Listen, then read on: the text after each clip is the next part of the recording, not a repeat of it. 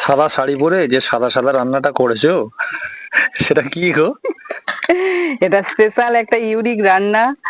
আজকে কিন্তু লাইভে দেখিয়েছি, বন্ধুরা অবশ্যই দেখতে চাইলে ইউটিউবে লাইভে গিয়ে দেখতে পারো। আর এই রান্নাটা কিন্তু উপোসের দিনের জন্য রান্না। আজকে যেহেতু কি জানো বিপত্তারিণী পুজো, আর সেই বিপত্তারিণী পুজোতে জানি আমরা সবাই যে লুচি খেতে হয়, কিন্তু লুচি খেতে পারি না গ্যাস অম্বলের জন্য।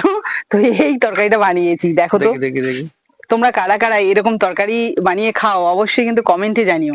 কি কি দিয়েছো একটু বলে দাও।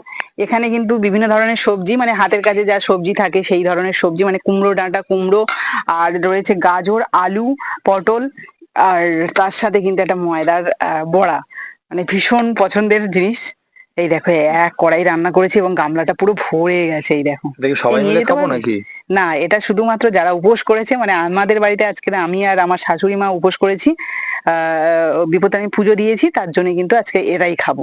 তবে হ্যাঁ, লুচিটা তো খেতেই হবে আজকে, যেহেতু বিপত্তারিণী পুজো, এটা জানি মানে যে বিপত্তারিণী পুজোতে লুচি খেতে হয়, তাই লুচিটা কিন্তু আমরা সন্ধ্যেবেলা খাবো। এখন কিন্তু এই সবজিটাকে শরীর মন দুটোকে শান্ত রাখবো এবং ঠান্ডা রাখবো। তোমরা কারা কারা এরকম খাও, এরকম সবজি দিয়ে তরকারি, অবশ্যই কিন্তু কমেন্টে জানিও। আর এখানে কিন্তু এর সাথে ভাত মুড়ি এসব কিছু চলবে না, শুধু এটাই খাবো আজকে। ওকে।